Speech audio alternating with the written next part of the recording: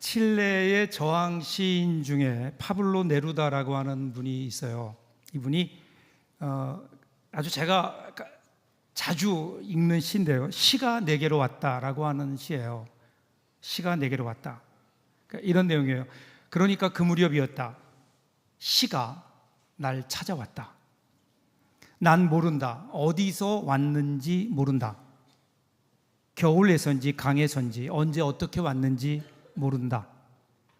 아니다. 목소리는 아니었다. 말도 침묵도 아니었다. 하지만 어느 거리에선가 날 부르고 있었다.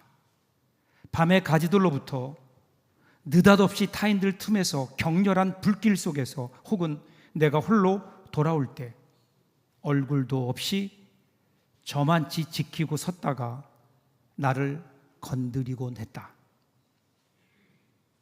무슨 말씀인지 모르시겠죠? 중요한 건 시가 내게로 왔다라는 거예요. 저는 이 시를 읽을 때마다 제가 말씀을 준비하면서 그래요. 말씀이 내게로 왔다. 여러분, 이 표현은요, 저의 표현이 아니에요. 하나님의 말씀이 임했다. 하나님 말씀이 내게로 왔다라고 하는 성경적 표현과 일맥상통합니다. 그러니까 하나님 말씀은 우리가 깨닫는 게 아니라는 거예요. 그냥 말씀이 우리 가운데 오는 거예요. 말씀이 우리 가운데 오는 거예요. 요한복음 1장 5절 보면 빛이 어둠에 비치되 어둠이 깨닫지 못하더라. 우리가 진리를 인식하지 못하는 이유, 하나님 말씀을 우리들이 받아들이지 못하는 이유는 우리 가운데 진리의 빛이 비추지 않았기 때문이다.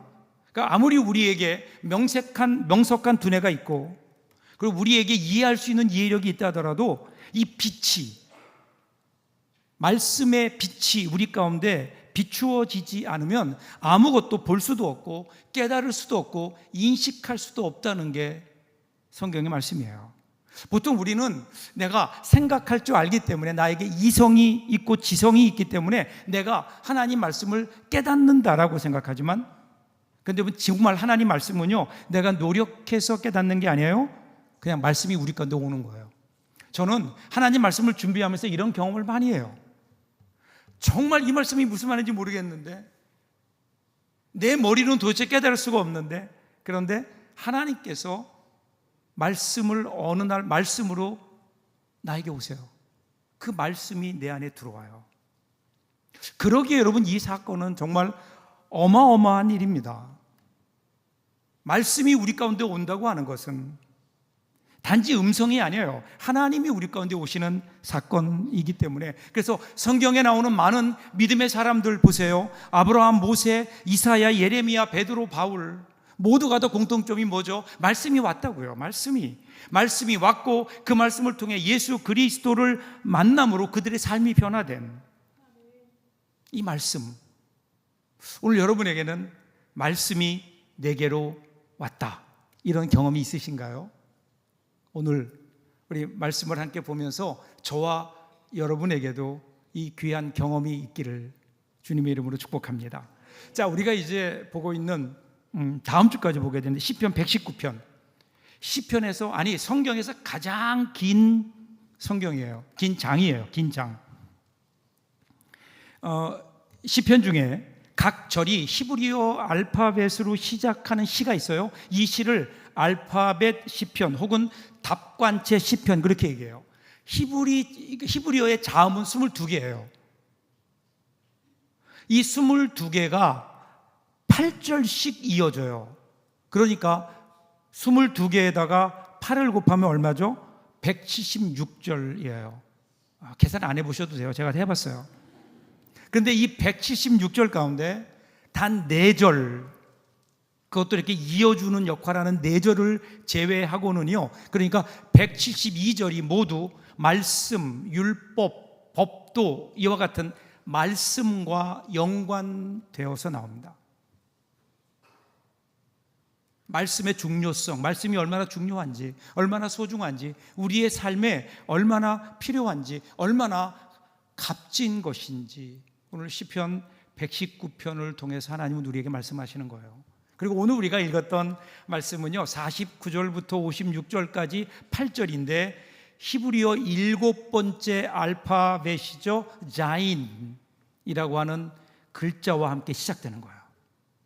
자, 49절이에요. 49절 첫 절이죠. 이렇게 시작합니다. 주의 종에게 하신 말씀을 기억하소서. 주께서 내게 소망을 가지게 하셨나이다. 먼저 시인이 자신이 누구인가를 밝히는데 바로 주의 종입니다.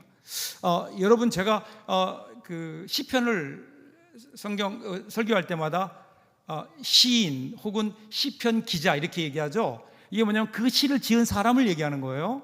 근데 이 사람이 누군지를 몰라요. 작자 미상일 때 제가 시편 혹은 시인 혹은 그 시편 기자 이렇게 얘기하니까 여러분이 시편 기자라니까 뭐 어디 무슨 신문사 기자인 줄 아는데 그런 의미가 아니에요. 이 시를 지은 사람을 제가 지금부터 시인 그렇게 얘기할 거예요. 이 시인이 자기가 누군가를 밝혀요. 자기의 정체성을 밝히는데 누구예요? 종이에요. 주의 종이에요. 그러면 이 고백 속에는 하나님이 누구시라는 고백이 들어있는 거죠. 내가 종이에요. 그러면 하나님은 주님이세요. 주의 종. 하나님은 이게 관계가 성립이 된 거예요. 이걸 언약 관계 그렇게 얘기해요. 주인과 하나님은 주인이시고 나는 종이에요. 그러니까 이스라엘 역사를 보면 하나님께서 이 언약을 많이 맺으시죠. 시내산에서 하나님께서 이스라엘 백성들과 언약을 맺으신 다음에 뭐라고 말씀하세요? 나는 너희의 하나님이 될 것이고 너희는 나의 백성이 될 것이다 이렇게 말씀하시는 거예요. 그때부터 하나님은 이스라엘 백성의 하나님이 되셔서 그래서 어떻게 해요? 이스라엘 백성을 보호하고 인도하세요. 그러면 이스라엘 백성들은 하나님의 보호하심과 인도하심에 따르고 순종하며 가겠다고 하나님 앞에 그렇게 언약하는 거라고요. 자, 그런데 지금 그 하나님 앞에 주의 종에게 하신 말씀을 기억하옵소서 이렇게 시작해요. 자, 지금 그 기억을 이 기억한다라고 하는 말이 중요한데 이 기억하는 주체가 누구냐면요. 하나님, 제가 잊지 않고 하나님과 약속했던 것을 내가 지키게 해주십시오. 기억하게 해주십시오라고 얘기하는 게 아니에요. 하나님을 향해서 뭐라 그래요? 하나님, 당신이 기억해야 됩니다 이거예요. 기억해 주십시오 이렇게 얘기해요. 왜 그럴까요? 하나님이 나의 하나님이심을 하나님 기억하시죠? 이 말은 지금 내가 고난 중에 있는 거예요.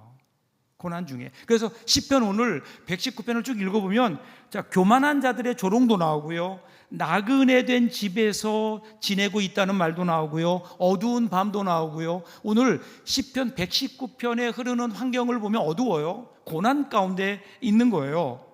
그러니까 지금 고난 가운데 있으니까 하나님이 정말 우리의 하나님 되신다면 하나님이 우리를 인도해 주시고 보호해 주신다고 하지 않았습니까? 그런데 왜 우리 삶의 환경은 이렇게 어렵습니까? 왜 이렇게 우리 삶엔 고난이 있습니까? 그래서 지금 하나님을 향해서 하나님이 나에게 하신 말씀, 그 언약을 기억해 주십시오. 그렇게 기도하고 보니까 이제 그것이 어떻게 된다는 거예요? 자기에게 소망이 되었다는 거예요. 자, 여러분, 기독교 신앙의 중심에는 언약이 있어요. 하나님은 하나님의 사람들과 시시때때로 이런저런 모양으로 언약을 맺습니다. 그리고 그 언약을 통해서 하나님이 이 땅에 하나님의 뜻을 이루어 가세요. 언약이 중요한 거예요. 그런데 하나님께서 이 언약을 맺으시는 근거가 뭘까요? 근거는 하나님의 긍휼하심이에요. 우리를 향한 하나님의 사랑하심, 긍휼하심. 여러분, 이 언약, 구약에서 맺었던 많은 언약을 맺었는데 이 언약의 클라이막스가 뭐예요? 십자가라고요. 십자가가 이 언약의 클라이막스예요. 십자가가 어떤 언약이죠? 하나님이 세상을 이처럼 사랑하사, 그래서 어떻게 하셨어요? 독생자를 주셔서 십자가에 죽게 하셨어요. 그러면서 누구든지 이를 보고 이를 믿는 자는 영생을 얻을 것이요, 믿지 않는 자는 영생을 못 얻는다는 거예요.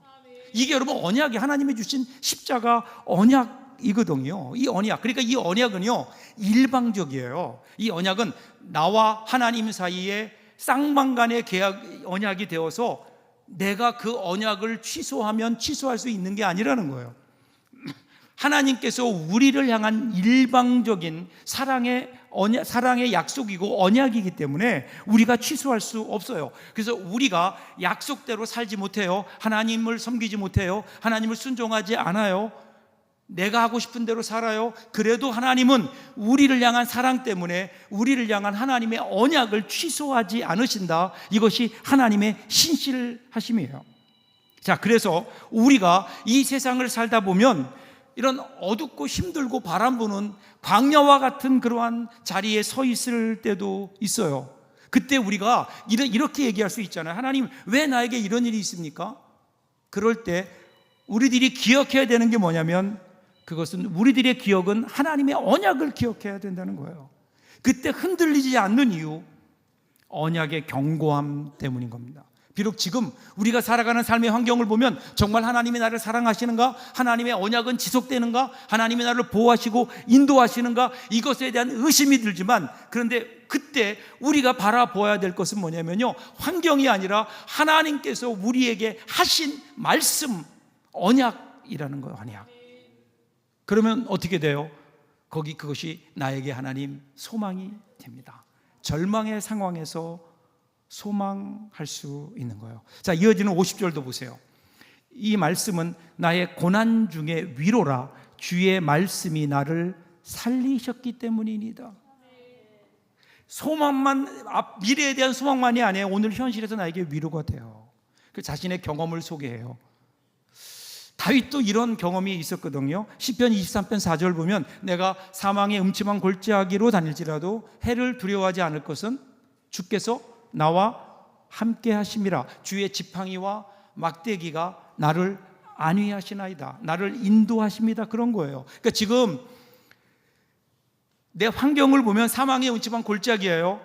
그런데 하나님이 함께 하시기 때문에 그 하나님으로 인해서 나는 두려움이 없다는 거예요. 그러니까 하나님의 그 약속, 너를 내가 지켜주겠다는 하나님의 그 약속을 믿고 하나님을 바라볼 때, 그 하나님이 하셨던 말씀, 하나님이 해주셨던 언약, 그 언약으로 환경을 바라보면, 그러면 거기에 두려움이 없다는 거예요. 그러기에 신앙은요, 환경으로 판단하는 게 아니에요. 우리를 향한 하나님의 그 하신 말씀, 하나님의 약속 위에서 세상을 바라보는 거예요. 그러면 거기에 뭐가 있어요? 위로가 있어요. 거기에 소망이 있어요. 거기에 위로가 있어요. 위로가 있는 거예요. 그래서 51절 보면 소망을 좀 더 이렇게 설명하죠. 교만한 자들이 나를 심히 조롱하였어도 나는 주의 법을 떠나지 아니하였나이다. 그러니까 여러분, 우리 말씀을 기억하게 해 주십시오라고 얘기했죠. 어느 순간 보면 우리의 삶을 보면 하나님이 계시지 않은 것 같은, 하나님 말씀이 이루어지지 않아요. 나는 분명히 하나님 뜻대로 살려고 노력하는데 내 환경을 보면 그렇지 않아요. 그때 주위에 있는 다른 사람들이, 악한 자들이, 그죠? 교만한 자들은 하나님을 믿지 않는 사람들이 조롱해요. 네가 하나님을 믿는데 너희 하나님이 어디 있느냐라고 조롱해요. 그럼에도 불구하고 말씀에 바로 설 때 소망을 얻고 위로를 얻고 죽음과 같은 고통에서 다시 살리심을 경험했어요. 그래서 이것이 뭐예요? 이것이 위로가 된다는 거예요. 위로. 어떻게 해요? 52절 보세요. 여호와여, 주의 옛 규례들을 내가 기억하고 스스로 위로하였나이다. 옛 규례는 예로부터 내려온 말씀이에요. 그 말씀은 어떤 말씀일까요? 하나님의 액션이 그 안에 들어가 있다고요. 하나님께서 이스라엘 백성들을 구원하시기 위해서 하셨던 구원의 역사들, 그리고 이 구원을 방해하는 원수들을 물리치셨던 하나님의 승리의 그 기사들, 이런 것들이 하나님 말씀 안에 있잖아요. 그러니까 그 말씀을 보면서 과거의 역사들을 기억하고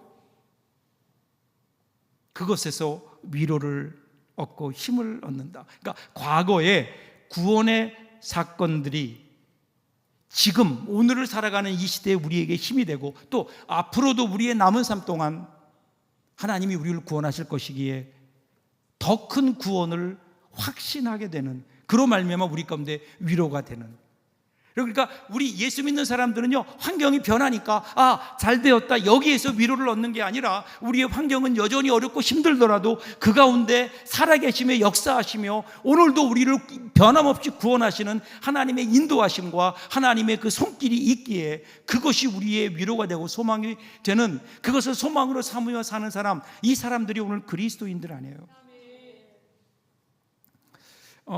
그 영국 군대 가운데 그 걸카스라고 하는 특수 사단이 있어요. 걸카스, 뭐 구루카스라고 얘기도 하는데 걸카스. 이들이 네팔 출신의 이 걸카 족속들로 구성되어 있어요. 근데 2차 재전에 미얀마 전투에 투입됐다가 해프닝이 벌어지는데 그 중에 한 병사가 밀림에서 실종돼요. 그때 4개월 만에 장장 2,000km가 넘는 거리를 걸어서 다시 부대로 귀환했어요. 어떻게 그 죽음의 정글을 넘어서 올 수 있었느냐라고 묻자 그가 이렇게 대답해요. 그동안 정글에서 지내면서 지난 4개월 동안 수백 번, 수천 번의 위험을 지났고 그때 어떤 때는 정말 포기하고 싶을 때도 많았습니다. 그냥 죽는 게 편하겠다 이런 때도 많았습니다. 그런데 그때 저에게 힘이 된 게 있습니다. 그 뭐가 이렇게 힘이 됐냐 그랬더니 품 안에서 뭘 끄집어내는데 누더기가 된 지도 한 장이에요. 지도 한 장을 보여주는 겁니다. 이 지도가 나에게는 힘이었다, 그런 거예요. 근데 그 지도를 보니까 어이없게도 이 지도는요, 그 미얀마 정글의 길들을 그려놓은 정글지대의 지도가 아니었어요. 그것은 뭐냐면 런던 시내의 관광 안내도였어요. 그러니까 여러분, 이 네팔 출신의 이 시골 청년, 이 병사는요, 꿈이 있었어요. 꿈이 뭐냐면 그래서 영국 군대에 들어온 거예요.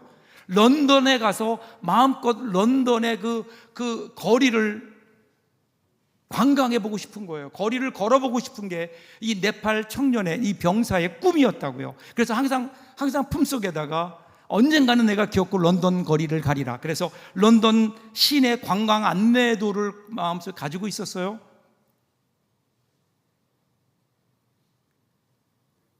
(4개월) 동안 죽음의 정글 아래에 있으면서 때로는 포기하고 싶을 때마다 이 병사는 이걸 꺼낸 거예요. 자기의 꿈을 꺼내보는 거예요. 내가 언젠가는 분명히 런던의 거리를 걸어보리라. 그래서 포기하지 않았다는 거예요. 이 병사의 소망이었죠. 그 소망이 다시 돌아올 수 있는 동력이 된 거예요. 사랑하는 여러분, 오늘 우리에게는 이 지도와는 비교할 수도 없는 하나님의 말씀을 우리가 가지고 있잖아요. 근데 우리는 이 말씀을 통해서 꿈을 꾸고 있나요? 이 말씀을 통해서 이 말씀 속에 역사하시는 하나님의 은혜를 우리들이 경험하고 있나요?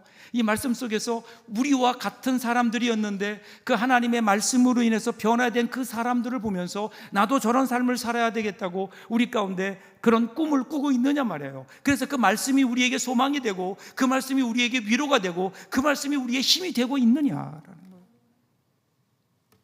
아니라면 왜 그럴까요? 54절 보세요. 내가 나그네 된 집에서 주의 율례들이 나의 노래가 되었나이다. 나그네 된 집에서 나그네 되었다. 그러니까 나그네라는 게 뭐죠? 주인이 아닌 임시 거주자예요. 그냥 이 땅 거류자로 살아가는 거예요. 그러면 이스라엘 백성들이 나그네로 살았던 시절, 그 시절의 피크는요, 바벨론 포로예요. 바벨론 포로기. 그들은 정말 나그네였어요. 그 땅의 주인이 아니었어요. 언젠가는 돌아와야 될 사람, 자기가 살아야 될 곳이 아니라 그곳은 그저 어쩔 수 없이 끌려와 있는 나그네 포로. 그때 거기에서 그들이 어떤 고백한 줄 아세요? 시편 137편 보면요, 우리가 이 이방 땅에서 어찌 여호와의 노래를 부를까 그랬다고요. 어떻게 여기서 내가 여호와의 노래를 부를 수 있었겠느냐라는 거예요. 노래조차 나올 수 없는 그런 암담한 현실 속에서, 그런데 그런 밤에도 그런 환경 속에서도 노래를 부를 수 있었다, 이렇게 오늘 시편 시인은 그렇게 고백해요. 그런데 그 이유가 뭐냐? 주의 율례가 노래가 되었기 때문이다. 율례가 뭘까? 율례는 고대에는요 꼭 지켜야 될 규칙, 법령 이런 것들을 돌판이나 금속판에 새겨서 사람들이 많이 다니는 곳에 세워뒀어요. 그래서 오가며 그걸 읽게 했다고요. 그래서 그걸 숙지하게 한 거예요. 오늘 이 하나님의 말씀을 율례라고 표현하는 것도 그와 같은 의미예요. 어떤 상황 속에서라도 잊어서는 안 되는 하나님의 말씀, 우리가 꼭 기억해야 되는 하나님의 말씀, 이게 여러분 율례거든요. 율례, 우리가 외워야 되는, 우리의 마음속에 두어야 되는 말씀. 그래서 우리가 아무리 힘들고 어려워도 우리 그리스도인들은 한숨이 먼저 나오는 것이 아니라 하나님의 말씀이 우리 입에서 먼저 나오는, 이것을 오늘 시인은 그렇게 얘기해요. 하나님의 말씀이 나의 노래가 되었다. 나의 노래가 되었다. 이어지는 55절 보세요. 여호와여, 내가 밤에 주의 이름을 기억하고 주의 법을 지켰나이다. 밤, 어둠과 두려움의 시간이에요. 여러분, 우리 인생에 사실은 어두운 밤을 만날 때가 많잖아요. 살아갈 용기가 사라지고 인생이 온통 허무한 것 같아요. 앞날이 보여지지 않아요. 열심히 그동안 살려고 노력했는데 그것마저 이제 무의미해 보여요. 살아갈 용기조차 없어요. 그냥 그대로 주저앉았으면 좋겠어요. 근데 그때 그 어두운 밤에 주의 이름을 기억하고 주의 법을 지켰다. 그 율례와 같은 하나님, 내 안에 있는 하나님 말씀이 나에게 힘이 되었고 그 말씀 때문에 어려운 시간을 벗어날 수 있었다라는 거예요. 여러분, 고난 중에 위로를 누리고 소망을 노래할 수 있다면 여러분, 이것만큼 더 큰 복이 어디 있을까요? 이것은 장래에 그냥 이렇게 견디다 보면 뭔가 좋은 날이 오겠지라고 하는 그러한 기대를 피력한 게 아니에요. 지금 나에게 주어진 게 있다고요. 나에게 주어졌고 내 안에 존재하는 하나님의 그 말씀을 내가 누리겠다라고 하는 그러한 분명한 고백이에요. 고백이에요. 행한 일에 대한 보상도 아니에요. 오직 신실하신 하나님께서 말씀을 통해 우리 가운데 베푸시는 은혜인 거라고요. 그래서 뭐라 그래요? 이것이 나의 소유다, 그렇게 얘기해요. 마지막 56절이에요. 같이 읽을까요? 56절. 내 소유는 이것이니 곧 주의 법도를 지킨 것이니이다. 내 소유는 이것이다, 이렇게. 이게 뭐예요? 이것이라고 하는 게 뭘 가리킬까요? 앞에 나오는 모든 내용일 거예요. 하나님 말씀 속에서 희망을 얻고 위로를 받고 그 말씀이 나의 노래가 되는 것, 이것이 나의 소유입니다. 나의 진정한 힘입니다. 하나님 말씀이 우리의 노래가 되는, 여러분, 이것만큼 더 큰 힘이 어디 있을까요? 사랑하는 여러분, 우리가 인생을 살다 보면요, 쉽게 잠들 수 없는 밤의 경험을 우리들이 갖게 됩니다. 우리 인생의 길이, 인생이 내 맘대로 풀려지지 않아요. 내 계획대로 가지 않아요.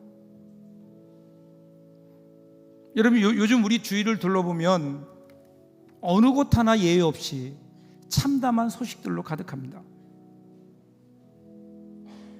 삶은 우리의 의지대로 실현되는 건 아니거든요. 그래서 우리 인생이 나갈 길이 보이지 않을 때, 마치 우리 인생에 무언가 막다른 벽이 우리 앞을 가로막고 있을 것 같을 때, 그때 사람들은 그 앞에서 어떻게 해요? 절망해요. 좌절해요. 그리고 인생의 어두운 밤을 만나게 되는 거예요. 여러분, 이 어두운 인생의 밤을 우리들이 이겨내고 새로운 소망의 빛으로 바꿀 수 있는 게 뭘까요? 그때 우리가 불러야 되는 노래가 있잖아요. 오늘 시편 119편의 시인이 그랬듯이 고난 중에도 하나님의 말씀이 나의 소망이 됩니다. 나의 위로가 됩니다. 여러분, 이런 밤에 소망의 노래를 부를 수 있는 사람 단 한 사람이에요. 그리스도인이에요.